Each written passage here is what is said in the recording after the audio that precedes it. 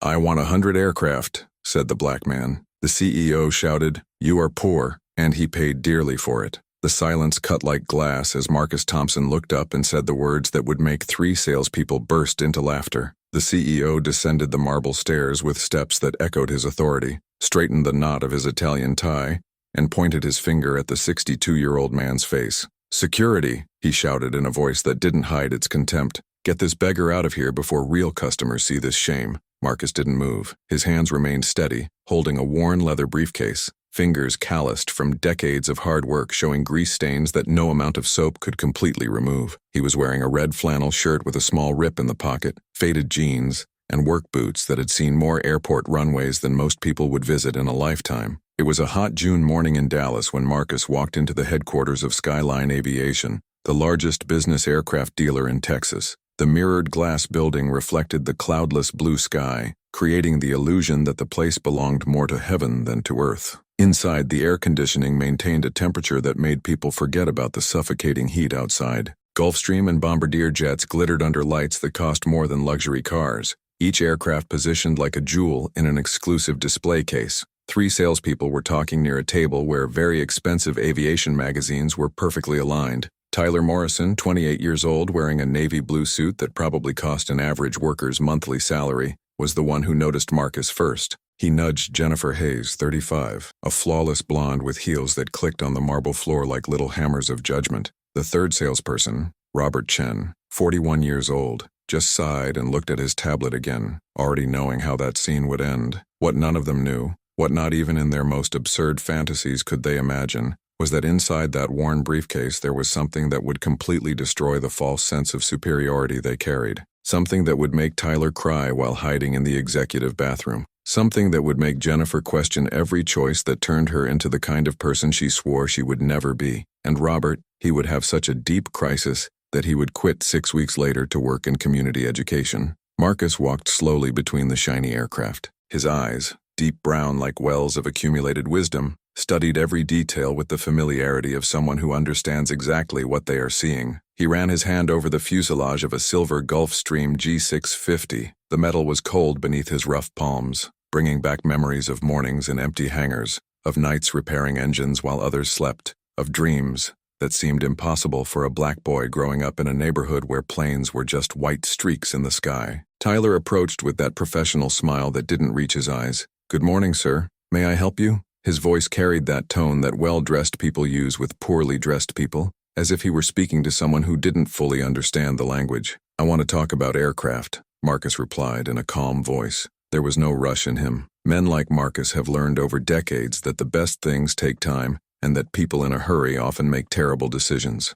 Jennifer joined them, crossing her arms in an unconscious gesture of superiority. "These aircraft are not cheap, sir. We are talking millions of dollars. Do you have a registered company? Proof of income?" The question came loaded with doubt, with barely concealed incredulity, the kind of arrogant certainty that comes from judging books by their covers. Marcus didn't respond immediately. He continued to look at the silver Gulfstream, his fingers tracing the elegant line of the wing. There was something hypnotic about the silence, as if he were somewhere else, perhaps remembering the first plane he bought 43 years ago when he was just 19 and had more courage than money. Tyler insisted, impatience growing in his voice. "Sir, if you don't have a serious purchasing intention, I'll have to ask you. I want 100 aircraft." Marcus interrupted without even looking at them. His voice remained calm like still water in a deep lake. "Gulfstream, Bombardier, it doesn't matter. I need to expand my fleet." The silence that followed was so thick that you could hear the barely perceptible hum of the ventilation system. Tyler was the first to laugh, a dry laugh that came out like a bark. Jennifer followed, and soon the two were laughing openly without even trying to hide it.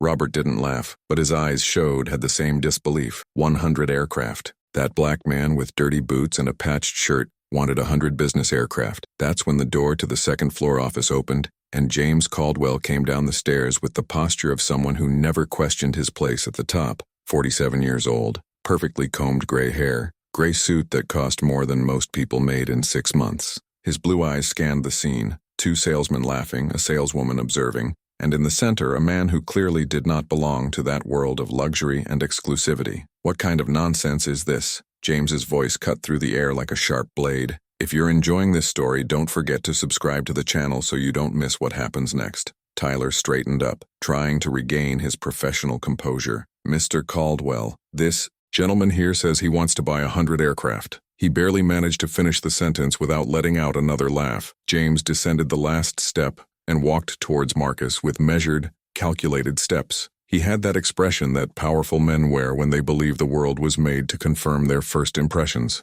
100 aircraft, James repeated, savoring each syllable as if it were a particularly well-told joke. Do you know how much a business aircraft costs? I know, Marcus replied, finally turning to face the CEO. His eyes met James's without blinking, without trembling, with a calm that bordered on the supernatural. James stepped forward, deliberately invading Marcus's personal space. It was an intimidation technique he'd perfected over decades of closing deals, crushing competitors, making people doubt themselves. Where do you work? What's your company? Show me your tax ID, your bank statements, anything that proves you're not wasting my time. Marcus remained motionless. He didn't back away. He didn't lower his eyes. He didn't show any sign that those words were affecting him. But something changed in the atmosphere of the room, something subtle that only very attentive people would notice. It was as if a distant storm was silently approaching. I've been working in aviation for 43 years, Marcus said in that same calm voice. I started as a runway mechanic, cleaning turbines and checking hydraulic systems when I was 16.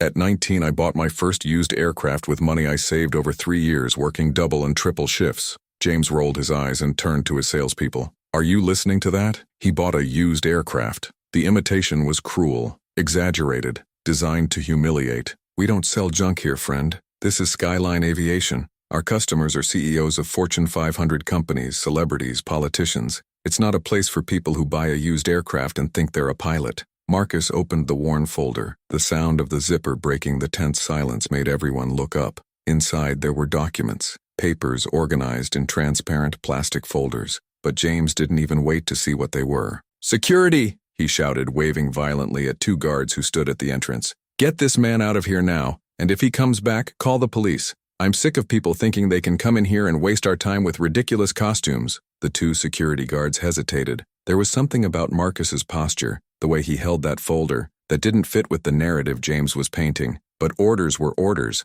especially from the CEO. Excuse me, sir, said one of the security guards, a Latino man in his 40s named Miguel. His voice carried apologies that his words did not express. I'm going to have to ask you to leave. Marcus closed the folder slowly, with deliberate movements. He looked at each person in that room. Tyler, who was now avoiding his gaze. Jennifer, who was biting her lower lip with what might have been growing discomfort. Robert, who had finally put down the tablet and was observing the scene with an expression impossible to decipher. James, who maintained that victorious smile of someone who had just proved an important point. Okay, Marcus said, I'm leaving. But first, let me ask you a question. He directed the words to James. When you look at me, what exactly do you see? James let out a short, bitter laugh. I see a poor man who has entered the wrong place and is about to leave. Marcus nodded slowly, as if that answer confirmed something he had already expected. Interesting, because when I look at you, I see a man who is going to spend the next 24 hours deeply regretting this conversation. The tone was not threatening. There was no anger or revenge in Marcus's voice.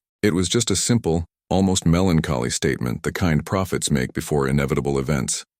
And that somehow was more disturbing than any threat could be. Is it a threat? James stepped forward, his face turning red. Are you threatening me? No, Marcus replied, walking towards the exit. Just sharing an observation. You have my business card at reception. If you change your mind, you can call. I'll give you 24 hours. Miguel and the other security guard accompanied him to the revolving door. As Marcus walked out, the June heat enveloped him like a suffocating hug. He put on sunglasses, tucked his briefcase under his arm, and walked to a car parked away from the entrance, a nondescript 10-year-old sedan with a small dent in the back bumper. Inside Skyline Aviation, James stood in the middle of the showroom, breathing heavily. His heart was beating too fast, adrenaline coursing through veins that hadn't felt this kind of discomfort in a long time. There was something wrong. He couldn't explain what, but that encounter had left a bitter taste that wouldn't go away. Tyler, he called sharply. Did this man leave a card at reception? Tyler ran to the counter and returned with a simple business card printed on plain paper. He read aloud, Marcus Thompson, Thompson Aeronautics, Inc. Below, a phone number and an email address. James snatched the card from Tyler's hand and examined it dismissively. Thompson Aeronautics. Never heard of it. Probably some backyard company that rents out old planes to tourists. He crumpled the card and threw it into the nearby trash can. Forget this clown. We have real customers waiting, but Robert Chen has not forgotten. Something about that meeting bothered him deeply. After James went back up to his office and Tyler and Jennifer returned to their desks, Robert discreetly took the crumpled card from the trash, flattened it against the desk, and typed Thompson Aeronautics Inc. into his cell phone's browser. What he found made the blood run cold in his veins. The first page that came up was an Aviation Weekly article from 3 months ago. Thompson Aeronautics celebrates 40 years as a leader in air cargo transportation in the United States. There was a photo of Marcus Thompson in a hangar surrounded by at least 20 Lockheed C-130 and Boeing 747 cargo aircraft converted for transport. The caption mentioned a fleet of 96 aircraft operating in 17 states. Robert kept rolling. Another article from the Dallas Business Journal. Marcus Thompson, the discreet tycoon who revolutionized air freight transportation. The article detailed how he built an empire from scratch, starting with a single-used Cessna 208 aircraft and turning it into the third largest air cargo company in the country, with annual revenue estimated at $350 million. There was more. A Forbes interview about successful black entrepreneurs, a United States Department of Transportation Award for Operational Excellence, a photograph of him shaking hands with the governor of Texas at a ceremony where he received recognition for creating more than 2,000 jobs in the state. Robert felt nausea rising in his throat. His hands were shaking, holding his cell phone. He had just witnessed, and worse, participated in, the public humiliation of one of the airline industry's most successful businessmen, a man who literally could have made the biggest single sale in the history of skyline aviation. My God, he whispered to himself. What did we do? Jennifer noticed the expression on Robert's face. What's wrong? You're pale. Robert turned the cell phone to her. Jennifer read for a few seconds, and the color drained from her face. She brought her hand to her mouth, her eyes wide with dawning horror. No, no, no, no. Tyler noticed the commotion and approached. When he saw the screen, his legs almost gave out. He had to lean on the table. Is this real? This can't be real. On the second floor, James Caldwell sat in his Italian leather chair, sipping an espresso and reviewing quarterly reports.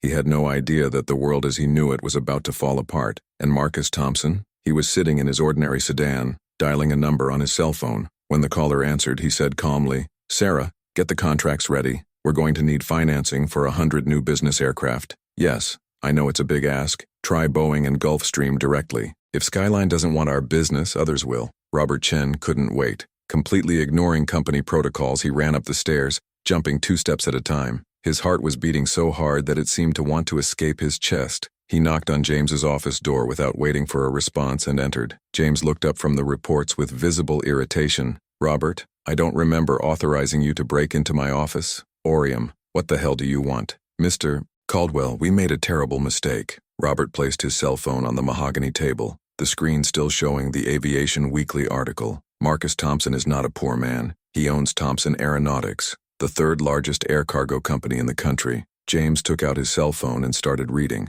His expression changed from irritation to confusion, then to something approaching panic. He read one article, then another, then another. Every word was like a punch in the gut. Every photograph of Marcus at corporate events, accepting awards, shaking hands with important figures, was a confirmation of the monumental disaster he had created. 96 aircraft, James muttered, his voice coming out hoarse. Revenue of $350 million. He came here to actually buy 100 business aircraft, and we kicked him out, Robert added, the words weighing like lead. James stood up abruptly, knocking over the cup of coffee that stained the reports on the table. He didn't even notice. Find his card. Now. Call him. Tell him there was a misunderstanding, that I want to personally apologize and discuss business. Sir, you threw the card in the trash. I took it back, but Robert hesitated. But what? He said he'd give us 24 hours. I think we should wait. Plan how to approach this properly. If we call now in desperation, we'll sound like exactly what we are. People who only respect visible money. James sank back into his chair, running his hands over his face. For the first time in his career, he had no idea what to do. His whole life was built on the ability to read people, to identify who had power and who didn't, and he had just failed spectacularly. Meanwhile, Marcus Thompson was in his modest office located in an industrial complex on the outskirts of Dallas. The place had none of the ostentation of skyline aviation. The walls were white-painted concrete, the floor was polished cement, and the furniture was functional, not decorative. But through the large windows you could see 3 huge hangars, where dozens of aircraft were maintained, overhauled, and prepared for daily flights. Sarah Mitchell, his chief financial officer for 15 years, sat across the table. She was 42 years old with gray hair tied into a practical bun and eyes that didn't miss a single detail. "Marcus, do you really want to do business with these people after what they did?" Marcus leaned back in the simple chair, his eyes fixed on the aircraft outside. "It's not about them, Sarah. It's about giving them the chance they gave me when I didn't deserve it."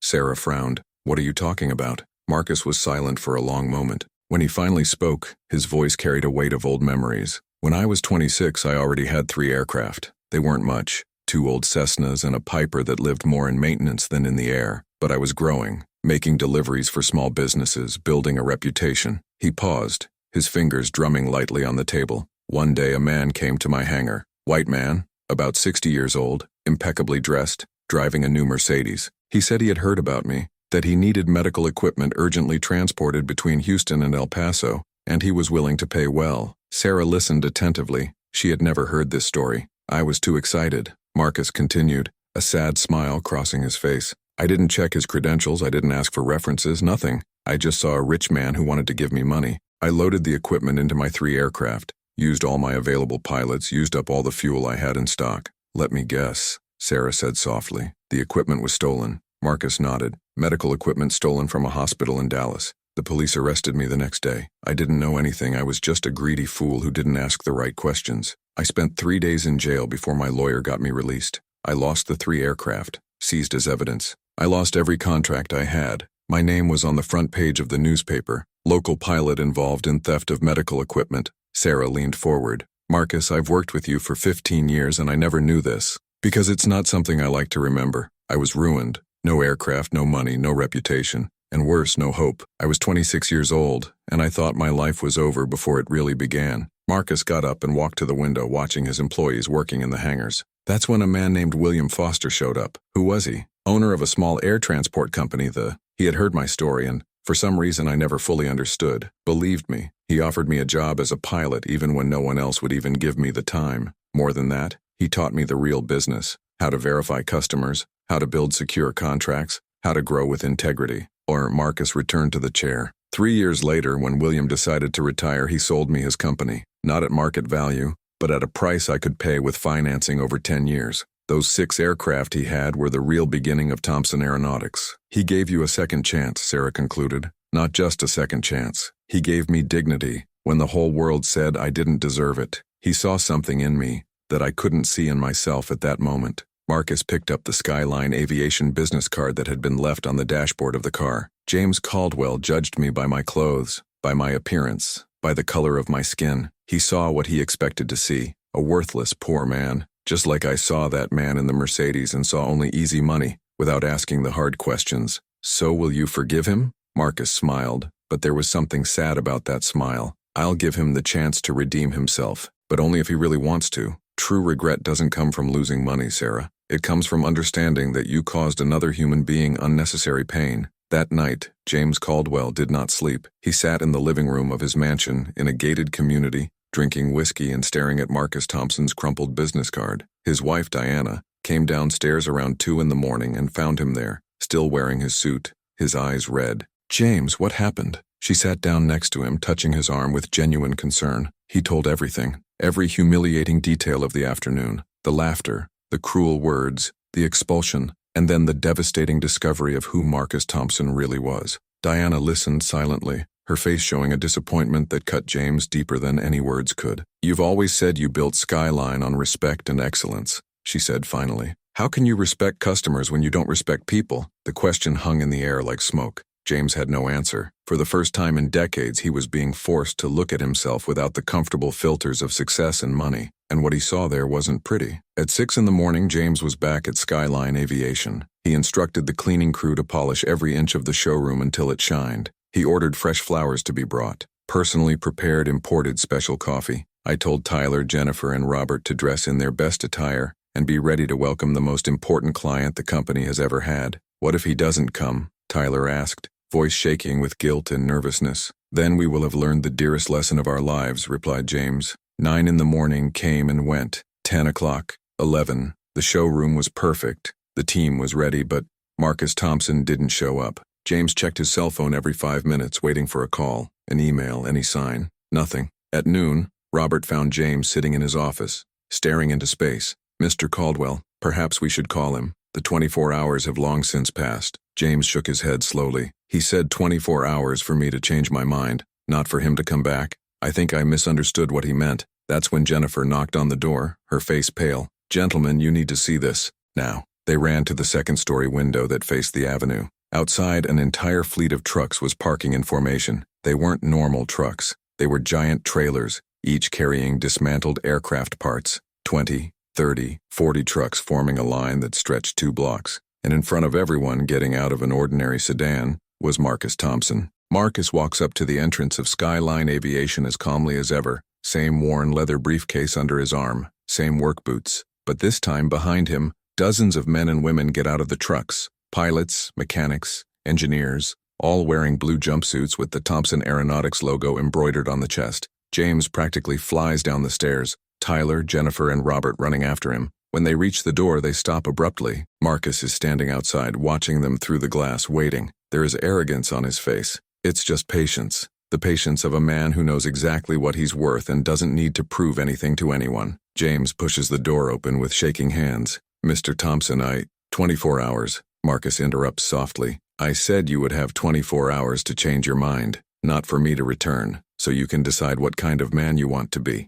I know, James replies, and for the first time his voice carries no authority, just raw humility. Mr. Thompson, I made an unforgivable mistake. I judged you by your appearance, by your clothes, and not by your character. I said horrible things. I treated you as if you were invisible, as if you were not worthy of breathing the same air, and I have no excuses. None. Marcus remained silent, those deep eyes studying every line on James's face. The CEO continues. I spent the whole night thinking. I read everything about your company, your history, how you built everything from scratch. But that wasn't what made me realize the mistake. It was my wife asking me how I can respect customers when I don't respect people. James swallows hard, eyes beginning to glisten with tears he can't hold back. My father was a janitor. He cleaned offices at night to give me an education. And yesterday, I became exactly the kind of man who used to look at my father like he was nothing. Jennifer steps forward, her voice breaking. Mr. Thompson, I have an 8-year-old daughter. Last night when I put her to bed, I kept thinking,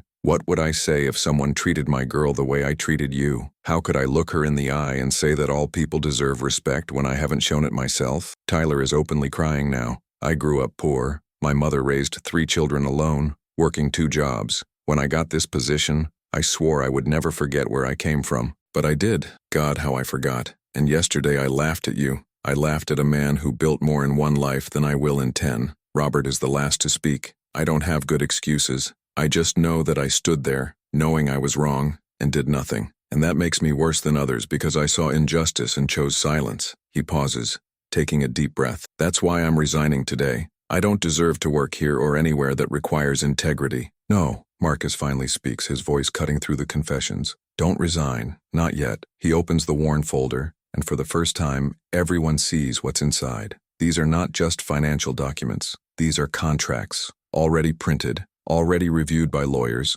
already approved, contracts for the purchase of 100 executive aircraft, 50 Gulfstream G650, 30 Bombardier Global 7500, 20 Dassault Falcon 8X, total value, $240 million.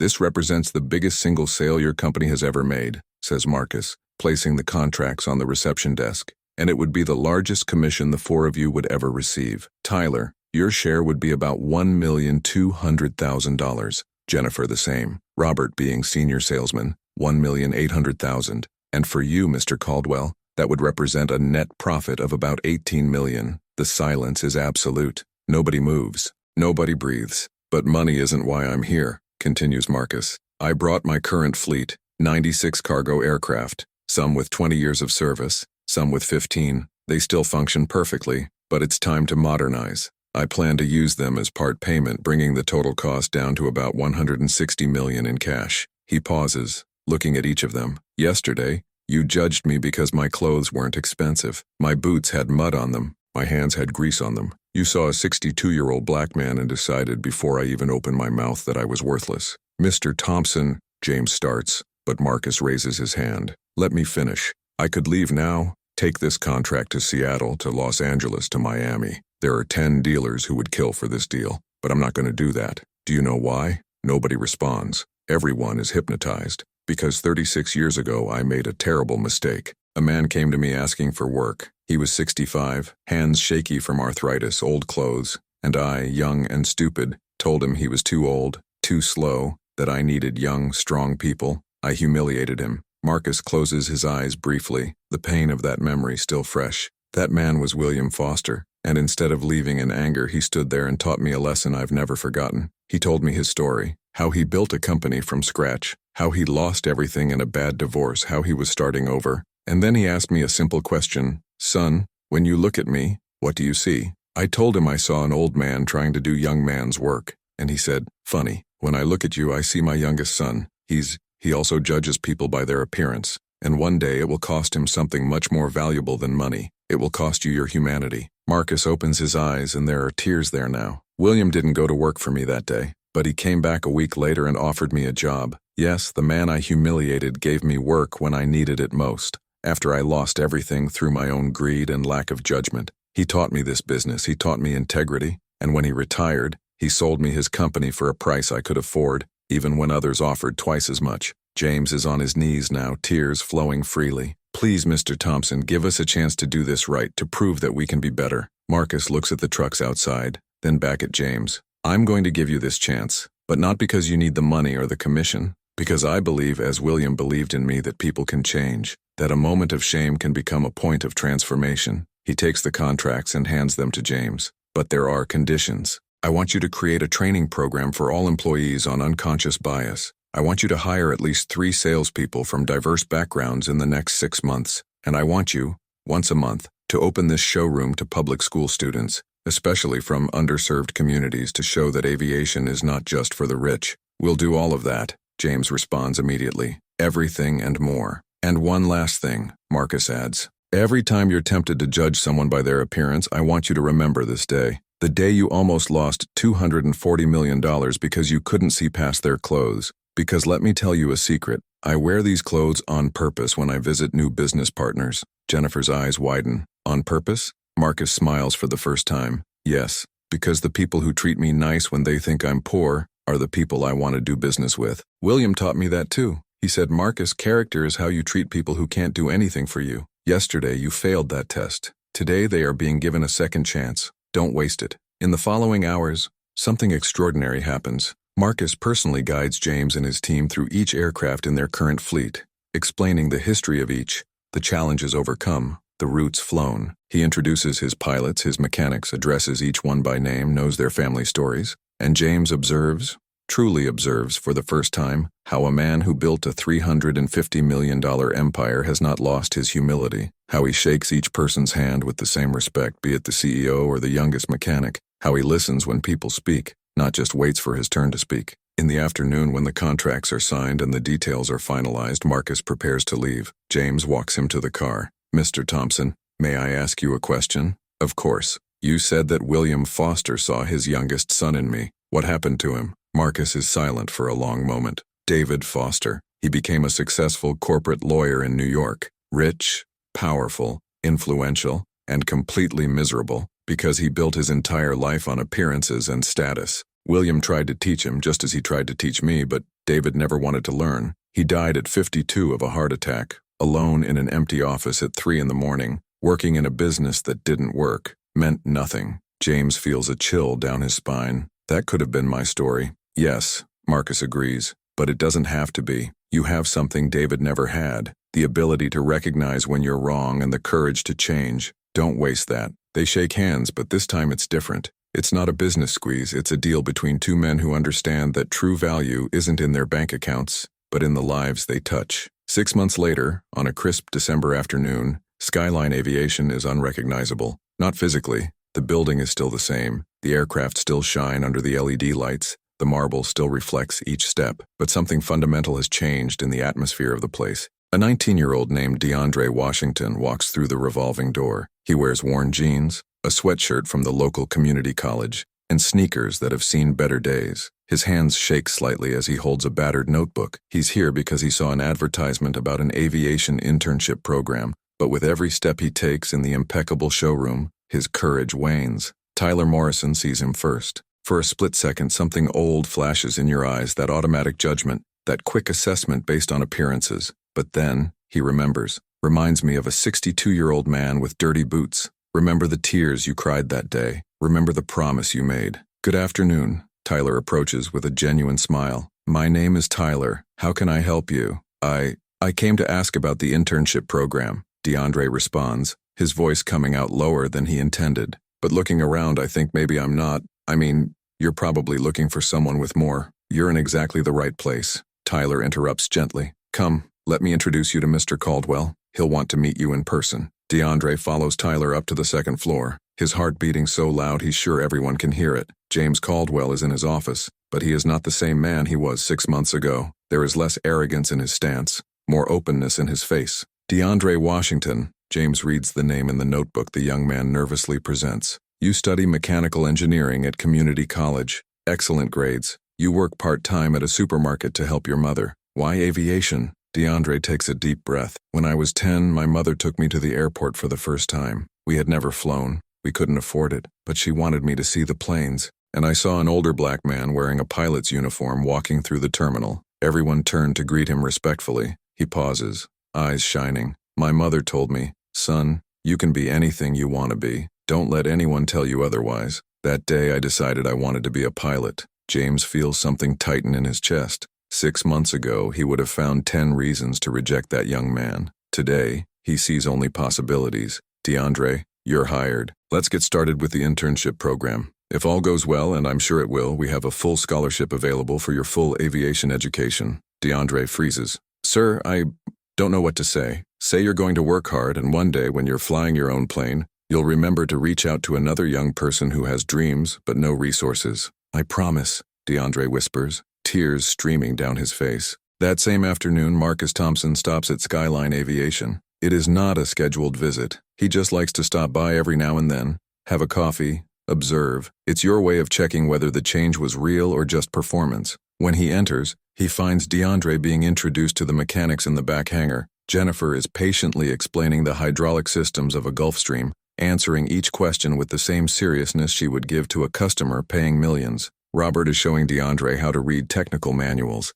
sharing tricks he's learned over the decades. James sees Marcus enter and immediately goes downstairs. Don Marcus, he greets. In recent months, he has adopted the respectful approach that Marcus's employees use. What a nice surprise. Just stopping by to see how things are going. I see they have a new intern. DeAndre Washington. Brilliant kid. Gonna be a great driver one day. James pauses. Thanks to you, we now have 5 interns from underprivileged communities. 2 of them have already been hired as junior salespeople. Marcus smiles. What about the monthly program with public schools? We brought 120 students last month. Some had never seen an airplane up close. A 13-year-old girl told me she was going to be an aerospace engineer. Her parents are immigrants. They work in cleaning, but she has this huge dream. James's voice cracks. 6 months ago, I would have looked at her parents the same way I looked at you. But not now. Not now, James confirms. Now I see people. Just people. With stories, dreams, dignity. It's not easy, Don Marcus. Decades of conditioning don't disappear overnight.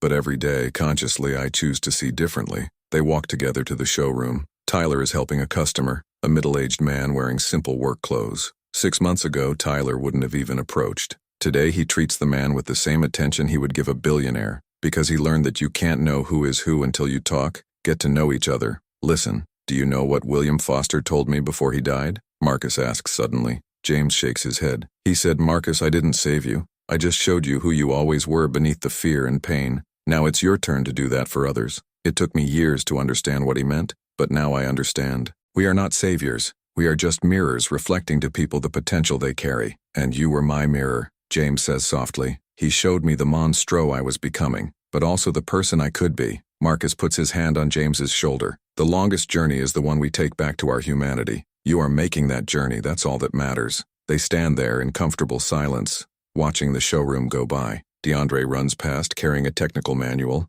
his eyes shining with enthusiasm. Jennifer calls him back saying he forgot to sign the timesheet. The young man returns, smiling gratefully, and Marcus sees in him the 19-year-old boy he once was. There's something I never told you, James says. The night after you came with the trucks, I called my father. He's 83 years old. He still lives in the small apartment where he raised me. I apologized. Why? Because I spent years being ashamed of him, of the rough hands, the simple clothes, the humble work. I was ashamed of the man who sacrificed everything for me, and that night, I finally told him that he was the most important man in my life, and that I was sorry it took me so long to realize. What did he say? James smiles through his tears. He said that he always knew that one day I would learn, that he was waiting patiently, and that he loved me the way I was, the way I am, and the way I am becoming. Marcus nods, recognizing the grace of paternal forgiveness. You know, James, there's a secret that few people understand. True wealth isn't about how much you accumulate, it's about how many lives you uplift.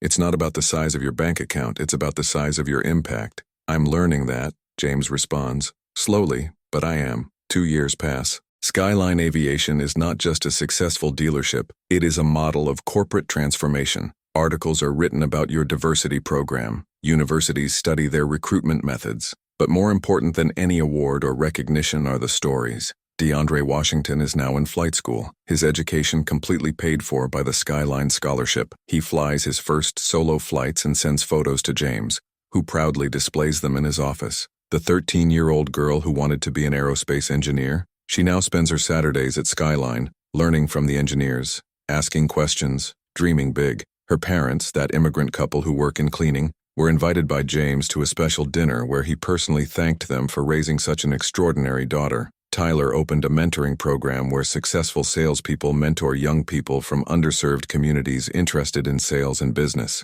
Jennifer created a foundation that provides tools and technical training to young people who want to work in aviation but don't have the resources. And Robert? He never resigned. Instead, he turned his guilt into action. He now leads the company's social responsibility department, ensuring that every policy, every decision, every interaction reflects the values they almost lost. Marcus Thompson still visits regularly. He became not just a client but a counselor, a friend, a presence that reminds everyone of where they came from and why they changed. His 96 old aircraft were replaced by the 100 new ones, and his company continues to grow. But he still wears the same plain clothes, still drives the same sedan, still carries the same worn briefcase. Because Marcus long ago understood something that James is only beginning to learn. What you wear doesn't define who you are. How you treat people defines who you are. On a rainy March afternoon, Marcus and James are sitting in the office, drinking coffee and watching the rain fall. Do you know what William said to me the last day I saw him? Marcus asks.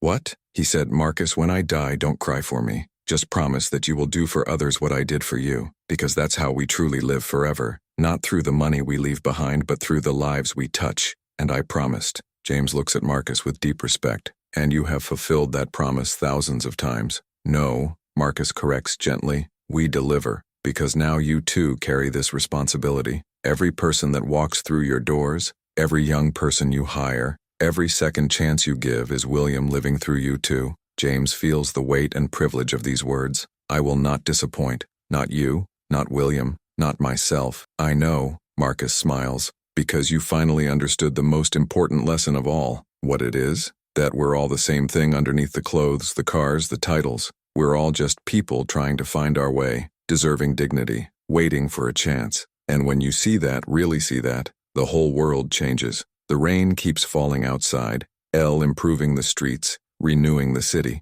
And within Skyline Aviation, something much deeper was washed clean and renewed. Not the walls, not the marble floors, but the souls of the people who work there. If you've made it this far in this story, if it touched your heart in some way, subscribe to the channel and share. Because the greatest tribute we can pay to stories of transformation is to pass them on. In the end, the question Marcus asked James that first day still resonates. When you look at someone, what exactly do you see? The answer to this question defines not only who we are, but who we can become. Because true wealth is not measured in dollars, but in dignity. True success is not measured in sales, but in lives touched. And true wisdom comes not from judging others, but from having enough humility to recognize when we are wrong, and enough courage to change. Marcus Thompson taught this to James Caldwell. James is teaching his employees. Employees are teaching interns, and the interns will teach the next generation. This is how we change the world. Not through grand gestures or pompous declarations, but through small daily choices. The choice to see dignity where others see only poverty. The choice to offer respect where others offer contempt. The choice to give second chances where others would give closed doors. In the end, we are all Marcus Thompson at some point in our lives, unfairly judged by our appearance, and we are all James Caldwell in another moment, judging without knowing the full story. The question is not whether we will make mistakes. Let's make a mistake. The question is, when we realize our mistake, will we have the courage to change? That is the true measure of character, not in never falling, but in how we get up, not in never judging, but in recognizing when we judge poorly, not in being perfect, but in choosing every day to be a little better than yesterday. And maybe, just maybe, if each of us carries this lesson, the world will change. One respectful interaction at a time, one second chance at a time, one high life at a time. Because in the end, it's not the planes, the cars, or the bank accounts that matter. It's the lives we touch along the way.